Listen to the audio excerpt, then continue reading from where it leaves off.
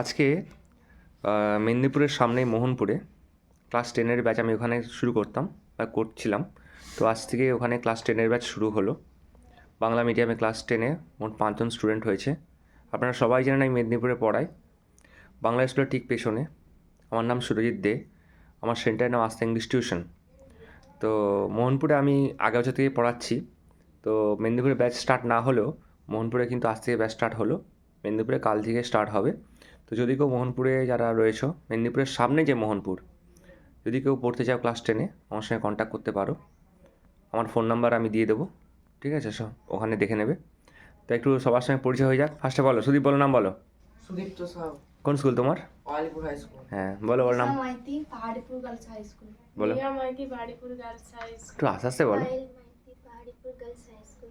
Rohit Manna, Alipur high school. তো এরা 5 জন শুরু করেছে ক্লাস 10-এ, মানে এবছর 10-এ উঠলো, ঠিক আছে? তো যদি কেউ পড়তে চাও মোহনপুরে, অবশ্যই কন্ট্যাক্ট করবে আমার সঙ্গে, আমি ফোন নাম্বার দিয়ে দেবো। এখন আপাতত ক্লাস 10-এর ব্যাচ শুরু হয়েছে, ঠিক আছে?